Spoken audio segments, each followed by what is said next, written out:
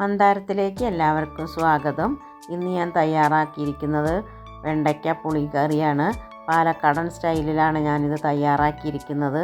ഓരോ സ്ഥലത്തേക്ക് ഓരോരോ വിധത്തിലാണ് ഇത് തയ്യാറാക്കുന്നത്. നമ്മുടെ രീതിക്ക് ഇത് എങ്ങനെയാണ് ഉണ്ടാക്കിയിരിക്കുന്നത് നോക്കാം. അതിന് വേണ്ടിയിട്ട് ഇതുപോലത്തെ മൂക്കാത്ത വെണ്ടയ്ക്കയാണ് ഞാനൊരു 200 ഗ്രാം എടുത്തിട്ടുണ്ട്. നല്ലതുപോലെ കഴുകി വെള്ളം വാർന്നു പോകാനായിട്ട് ഇതുപോലത്തെ ഒരു പാത്രത്തിൽ വെക്കണം. പിന്നീട് ഞാൻ ഒരു സവാള വലുതാണ് എടുത്തിരിക്കുന്നത്, നന്നായിട്ട് കൊത്തി അരിഞ്ഞെടുത്തിട്ടുണ്ട്. ഒരു 6-7 വെളുത്തുള്ളി ചതച്ചെടുത്തിട്ടും ഉണ്ട്. പിന്നെ വേണ്ടത് നമ്മളെടുത്ത വെണ്ടയ്ക്ക ഇതുപോലെ കുഞ്ഞായിട്ട് അരിഞ്ഞെടുക്കുകയാണ്. ഇതുപോലെയാണ് ഞാൻ അരിഞ്ഞെടുത്തിരിക്കുന്നത്. അതൊക്കെ നമ്മുടെ ഇഷ്ടത്തിനനുസരിച്ചിട്ട് വലുപ്പം എങ്ങനെയാണെങ്കിലും അരിഞ്ഞെടുക്കാം. പിന്നീട് ഞാനൊരു കപ്പ് തേങ്ങ എടുത്തിട്ടുണ്ട്. കറി ഉണ്ടാക്കിയ ശേഷം നമുക്ക് കടുക് വറുക്കാൻ വേണ്ടിയിട്ട് ഒരു 10 ചുവന്ന ഉള്ളി, 2 വറ്റൽമുളക്, ഒരു തണ്ട് കറിവേപ്പില, ഇത്രയും സാധനങ്ങളാണ് നമുക്കിതിന് വേണ്ടത്. പിന്നീട് ഒരു നെല്ലിക്ക വലുപ്പത്തിൽ പുളി പിഴിഞ്ഞെടുത്തതാണിത്. പുളിവെള്ളം നമ്മൾ തയ്യാറാക്കി വെക്കണം. ഇനി നമുക്ക് നമ്മളെ മിക്സിയിൽ അരച്ചെടുക്കാൻ നാളികേരം ഒരു 3 ടേബിൾ സ്പൂണാണ് ഞാൻ ഇതിലേക്ക് എടുക്കുന്നത്. 200 ഗ്രാം വെണ്ടയ്ക്കയാണ് അതിന് വേണ്ടത്.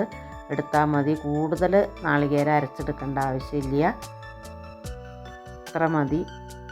ഒരു 3.5 ടേബിൾ സ്പൂൺ എടുത്തിട്ടുണ്ട്. ഒരു 1/4 ടീസ്പൂൺ ജീരകം ചേർത്ത് കൊടുക്കാം. പിന്നീട് അതിലേക്ക് വേണ്ടത് 2 പച്ചമുളകാണ്. അത് പൊട്ടിച്ചിട്ടിട്ട് നമുക്കിതുപോലെ നന്നായി മയത്തിൽ അരച്ചെടുക്കണം. ഇനി നമുക്ക് നമ്മുടെ വെണ്ടയ്ക്ക പുളി തയ്യാറാക്കാനായിട്ട് തുടങ്ങാം. ചീനച്ചട്ടി അടുപ്പത്ത് വെച്ചു. അതിലേക്ക് നമ്മൾ ആവശ്യത്തിന് വെളിച്ചെണ്ണ ഒഴിച്ച് കൊടുത്തിട്ടുണ്ട്. കുറച്ച് വെളിച്ചെണ്ണ ആദ്യം ഒഴിക്കുക. എന്നിട്ട് നമുക്ക് കുറച്ച് ഫ്രൈ ആക്കി എടുക്കണം. നമുക്ക് ഈ വെണ്ടയ്ക്ക നന്നായിട്ട് വറുത്തെടുക്കണം. വാടിയ പോരാ, നന്നായിട്ട് തന്നെ അത് ഫ്രൈ ആയിട്ട് വേണം എടുക്കാൻ വേണ്ടിയിട്ട്. അതിന് വേണ്ട വെളിച്ചെണ്ണ ഒഴിച്ച് കൊടുക്കണം. ഇളക്കി കൊടുത്തും കൊണ്ടിരിക്കാം.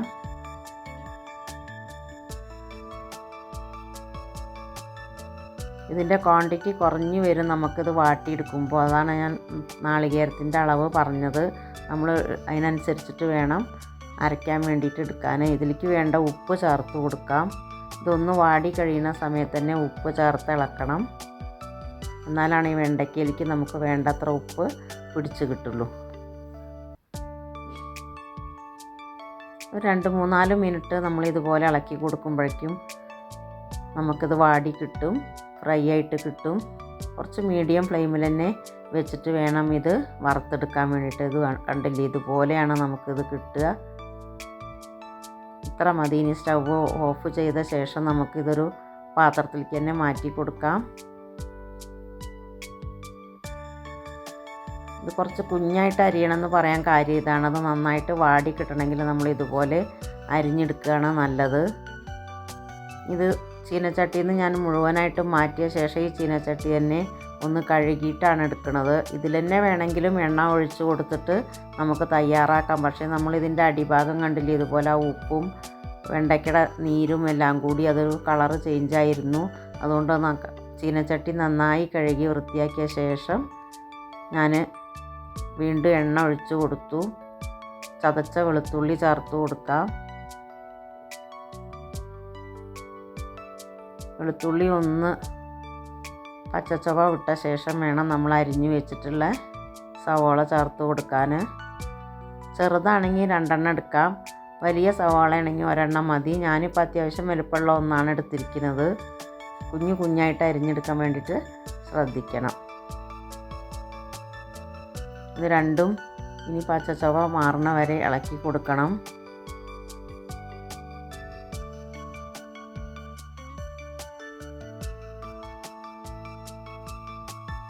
വെണ്ടയ്ക്ക എത്ര കഴിക്കാത്തവർ ഇതുപോലെ തയ്യാറാക്കുകയാണെങ്കിൽ ഇഷ്ടപ്പെടും.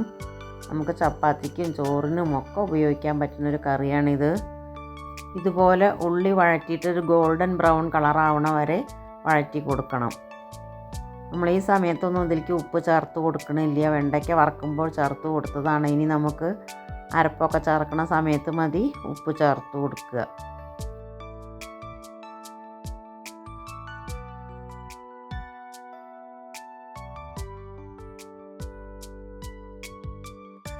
ഇനി നമ്മൾ എടുത്ത് വെച്ച കറിവേപ്പിലയുടെ പകുതി ഇതിലേക്ക് ചേർത്ത് കൊടുക്കാം. ബാക്കി കടുക് വറക്കുമ്പോൾ ചേർത്ത് കൊടുത്താൽ മതി.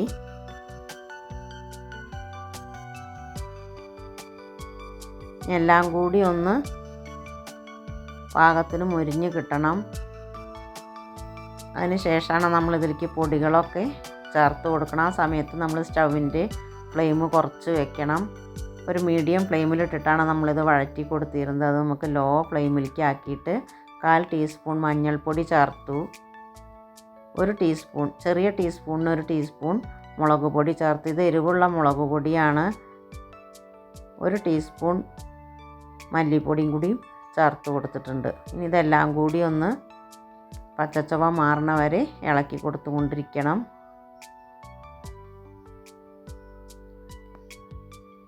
ഏകദേശം 2-3 മിനിറ്റൊക്കെ ഇളക്കുമ്പോഴേക്കും അതിൻ്റെ പച്ച ടേസ്റ്റ് മാറിക്കിട്ടും.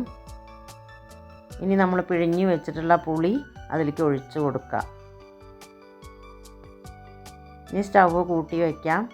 ഒന്ന് തിളച്ചോട്ടെ. പുളി നന്നായിട്ട് തിളച്ച് വരണം. കൂടുതൽ വെള്ളത്തിൽ ഈ പുളി പിഴിഞ്ഞെടുക്കരുത്. കുറച്ച് വെള്ളത്തിൽ വേണം പിഴിഞ്ഞെടുക്കാൻ വേണ്ടിയിട്ട്. ഇതുപോലെ തിളച്ച് വരുന്ന സമയത്ത് നമ്മൾ അരച്ച് വെച്ചിട്ടുള്ള അരപ്പാണ് ഇനി ചേർത്ത് കൊടുക്കേണ്ടത്. പൊടികളും പുളിയും എല്ലാം കൂടി ഒന്ന് യോജിപ്പായി വന്നിട്ടുണ്ട്. ആ സമയത്ത് ഇതുപോലെയാണ് ഞാൻ പറഞ്ഞില്ലേ നന്നായി അരച്ചെടുത്തിട്ടുള്ള നാളികേരം ചേർത്ത് കൊടുക്കേണ്ടത്. കുറച്ച് വെള്ളം നമുക്ക് ആ ജാറ് കഴുകിയിട്ട് ഒഴിച്ചു കൊടുക്കാം. കൂടുതൽ വെള്ളം വേണ്ട. എന്നാലും നമ്മൾ വറ്റി വരുമ്പോൾ ഏകദേശം ചെറിയ തോതിലൊരു ഗ്രേവി ഉള്ള മാതിരി വേണം ഇത് ഉണ്ടാവാൻ. അതുകൊണ്ട് വെള്ളം ഒഴിച്ചു കൊടുക്കുന്നത് ശ്രദ്ധിച്ചിട്ട് ഒഴിച്ചു കൊടുക്കുക. ഇനി ഇതും നന്നായിട്ട് തിളയ്ക്കട്ടെ. മീഡിയം ഫ്ലെയിമിൽ തന്നെ ഇരുന്ന് തിളച്ചോട്ടെ. ഇനി ഇതിലേക്ക് വേണ്ട ഉപ്പ് ചേർത്ത് കൊടുക്കാം. നമ്മൾ വെണ്ടയ്ക്കയിലേക്ക് വേണ്ടത് ചേർത്തിട്ടുണ്ട്. ഇനി നമുക്ക് ഈ കറിയിലേക്ക് വേണ്ട ഉപ്പും കൂടി ചേർത്ത് കൊടുക്കാം.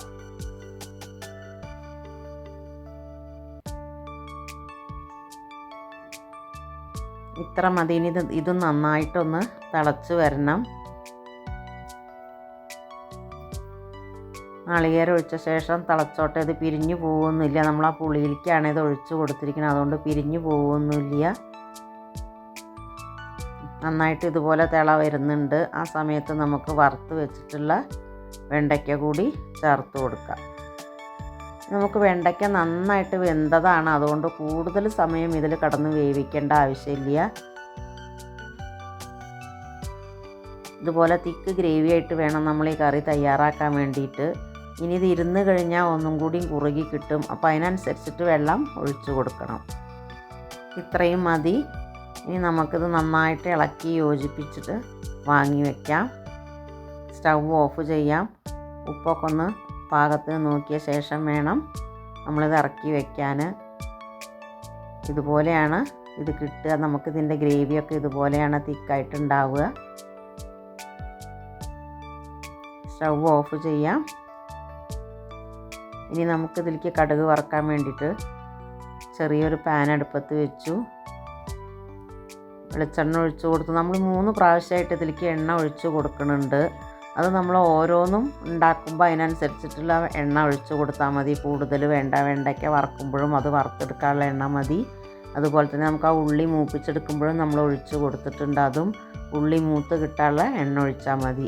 ഇനി നമുക്ക് കടുക് വറക്കുമ്പോൾ നമ്മൾ ഈ ഉള്ളി അരിഞ്ഞു വെച്ചതും കടുകും എല്ലാം കൂടി ഒന്ന് മൂത്ത് കിട്ടാനുള്ള എണ്ണ മാത്രമേ ഒഴിച്ച് കൊടുക്കേണ്ട ആവശ്യമുള്ളൂ. ബാക്കി വന്ന കറിവേപ്പില കൂടി ചേർത്ത് കൊടുത്തു. വറ്റൽമുളകും ചേർത്ത് കൊടുക്കാം. 1/2 ടീസ്പൂൺ കടുകാണ് നമ്മൾ ഇതിലേക്ക് ഇട്ട് പൊട്ടിച്ചെടുത്തത്. നന്നായിട്ട് ഇതുപോലെ ബ്രൗൺ കളറായിട്ട് വരുന്ന സമയത്ത് നമ്മൾ 1 ടീസ്പൂൺ മുളക് പൊടി കൂടി ഇതിലേക്ക് ചേർത്ത് കൊടുക്കുന്നുണ്ട്. അത് നമ്മുടെ കറിക്കൊരു കളറ് കിട്ടാൻ വേണ്ടിയിട്ടും അതുപോലെ തന്നെ നമ്മൾ കുറച്ച് മുളക് പൊടിയാണ് നമ്മൾ ചേർത്ത് കൊടുത്തിട്ടുണ്ടായിരുന്നുള്ളൂ. അതിനും കൂടി ഉള്ളത് ഇപ്പോൾ ചേർത്ത് കൊടുക്കണം. ഇത് കാശ്മീരി മുളക് പൊടി ചേർത്ത് കൊടുത്താലും മതി. ഇനി നമ്മളുടെ കറിയിലേക്ക് ഇതൊന്ന് ഒഴിച്ച് കൊടുക്കുക. നല്ല ടേസ്റ്റുള്ള വെണ്ടയ്ക്ക പുളി തയ്യാറായിട്ടുണ്ട്. നമ്മുടെ പാലക്കാട് സൈഡിലേക്കൊക്കെ എല്ലാവരും ഇതുപോലെയാണ് വെണ്ടയ്ക്ക പുളി തയ്യാറാക്കുന്നത്. ഓരോരോ സ്ഥലത്തേക്ക് ഓരോരോ വ്യത്യസ്തമായ രീതിയിലാവും. എൻ്റെ ഈ വീഡിയോ നിങ്ങൾക്കൊക്കെ ഇഷ്ടപ്പെട്ടു എന്ന് വിചാരിക്കുന്നു. ഇഷ്ടപ്പെട്ട ലൈക്ക് ചെയ്യണം, ഷെയർ ചെയ്യണം. ഞാൻ എപ്പോഴും പറയുന്ന പോലെ സബ്സ്ക്രൈബ് ചെയ്യാത്തവർ എൻ്റെ വീഡിയോ ഒന്ന് സബ്സ്ക്രൈബും കൂടി ചെയ്ത് എന്നെ ഹെൽപ്പ് ചെയ്യണം.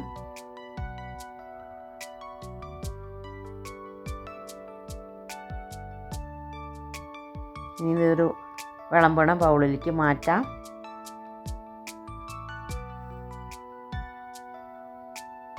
നല്ല ടേസ്റ്റിയാണ് ഈ കറി. എല്ലാവരും ഒന്ന് ട്രൈ ചെയ്ത് നോക്കണം. ഇനി ഞാൻ മറ്റൊരു വീഡിയോ ആയിട്ട് വരാം.